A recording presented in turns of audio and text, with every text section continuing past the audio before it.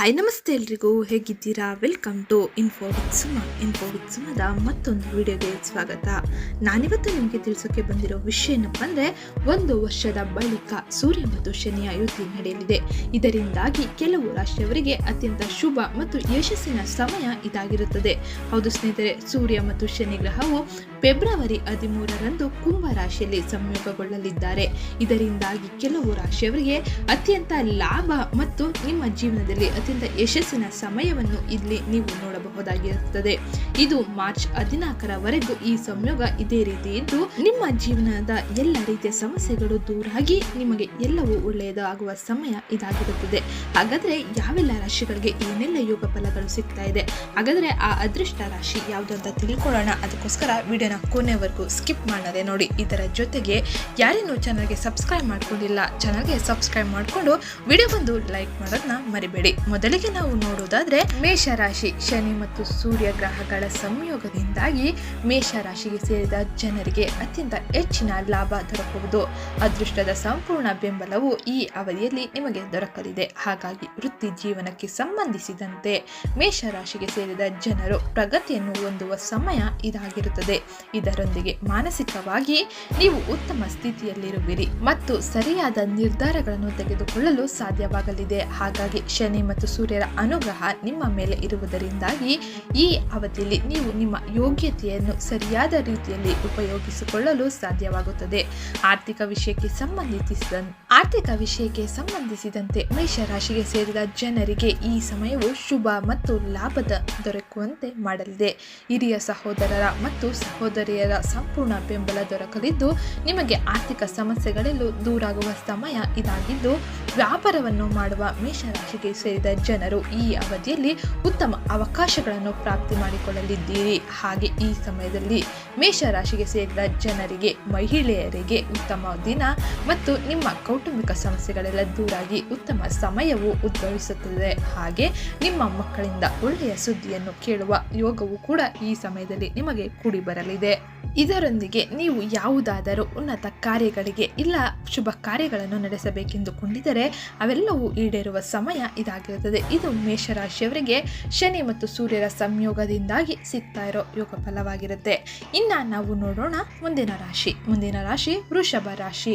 ಸೂರ್ಯ ಮತ್ತು ಶನಿ ಗ್ರಹಗಳ ಸಂಯೋಗವು ವೃಷಭ ರಾಶಿಗೆ ಸೇರಿದ ಜನರಿಗೆ ಕರ್ಮದ ಮನೆಯಲ್ಲಿ ರೂಪುಗೊಳ್ಳುತ್ತಿದ್ದು, ಈ ಸ್ಥಾನವು ಸೂರ್ಯನಿಗೆ ಉತ್ತಮ ಬಲವನ್ನು ನೀಡಲಿದೆ. ಹಾಗಾಗಿ ಈ ಅವಧಿಯಲ್ಲಿ ನೀವು ವೃತ್ತಿ ಜೀವನಕ್ಕೆ ಸಂಬಂಧಿಸಿದಂತೆ ಹೊಸ ಮಾರ್ಗಗಳನ್ನು ಗಳಿಸುವ ಯೋಗ ಅಧಿಕವಾಗಿರಲಿದೆ.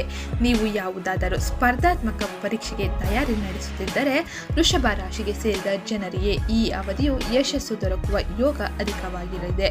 ಹಾಗೆ ಕೆಲವು ರಾಶಿಗೆ ಸೇರಿದ ಜನರು ತಮ್ಮ ಕೆಲಸವನ್ನು ಬದಲಾಯಿಸುವ ಬಗ್ಗೆ ಯೋಚಿಸುತ್ತಿದ್ದರೆ ಈ ಸಮಯವು ಉತ್ತಮವಾಗಿರಲಿದೆ. ಹಾಗೆ ವೃಷಭ ರಾಶಿಗೆ ಸೇರಿದ ಜನರು ಈ ಸಮಯದಲ್ಲಿ ಹಣವನ್ನು ಖರ್ಚು ಮಾಡುವುದರ ಬಗ್ಗೆ ಒಂದಿಷ್ಟು ಎಚ್ಚರಿಕೆ ವಹಿಸುವುದು ಉತ್ತಮ. ಹಾಗೆ ನಿಮ್ಮ ಕೆಲಸವನ್ನು ನೋಡಿ ನಿಮ್ಮ ಮನೆಯ ಸದಸ್ಯರು ನಿಮ್ಮನ್ನು ಹೊಗಳುವರು. ಇದರೊಂದಿಗೆ ಉನ್ನತ ಶಿಕ್ಷಣಕ್ಕಾಗಿ ವಿದೇಶಕ್ಕೆ ಹೋಗಬೇಕೆಂದುಕೊಂಡಿರುವ ಜನರಿಗೆ ಇದು ಉತ್ತಮ ಸಮಯವಾಗಿರುತ್ತದೆ. ಹಾಗೆ ನಿಮ್ಮೆಲ್ಲ ಆಸೆಗಳು ಈ ಸಮಯದಲ್ಲಿ ಈಡೇರಲಿದೆ. ಅದರೊಂದಿಗೆ ವೃಷಭ ರಾಶಿಗೆ ಸೇರಿದ ಜನರು ಆರೋಗ್ಯಕ್ಕೆ ಸಂಬಂಧಿಸಿದಂತೆ ಈ ಸಮಯದಲ್ಲಿ ಒಂದಿಷ್ಟು ಬದಲಾವಣೆಯನ್ನು ಹೊಂದಲಿದ್ದೀರಿ.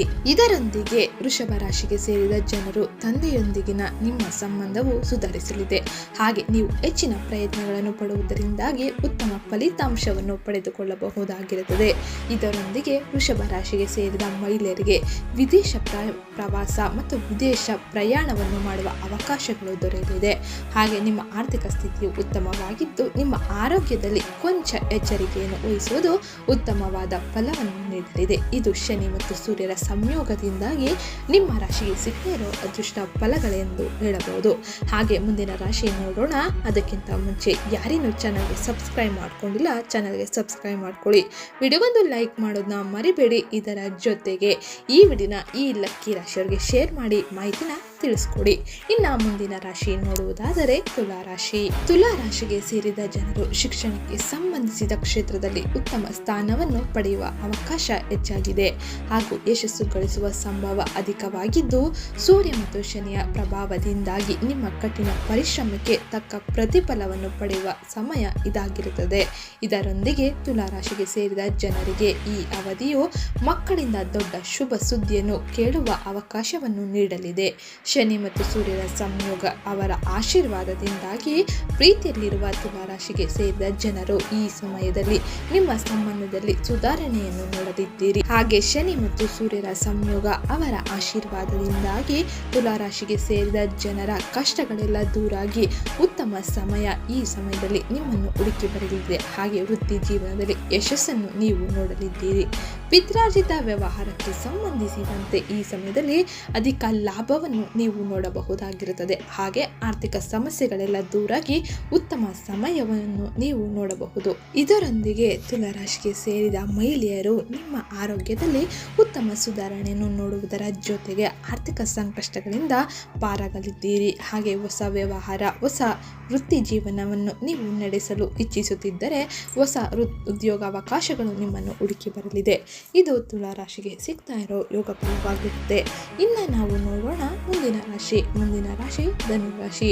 ಧನುರಾಶಿಗೆ ಸೇರಿದ ಜನರಿಗೆ ಸೂರ್ಯ ಮತ್ತು ಶನಿಯ ಸಂಯೋಗದಿಂದಾಗಿ ಜೀವನದಲ್ಲಿ ಪ್ರಗತಿ ದೊರಕುವ ಅವಕಾಶಗಳು ಹೆಚ್ಚಾಗಿದೆ. ಈ ಅವಧಿಯಲ್ಲಿ ನಿಮ್ಮ ಆತ್ಮವಿಶ್ವಾಸ ಸಾಕಷ್ಟು ವೃದ್ಧಿಯಾಗುವುದರ ಜೊತೆಗೆ ನಿಮ್ಮ ಆರೋಗ್ಯದಲ್ಲೂ ಸಹ ಉತ್ತಮ ಬದಲಾವಣೆಯನ್ನು ಧನುರಾಶಿಗೆ ಸೇರಿದ ಜನರು ಹೊಂದುವಿರಿ.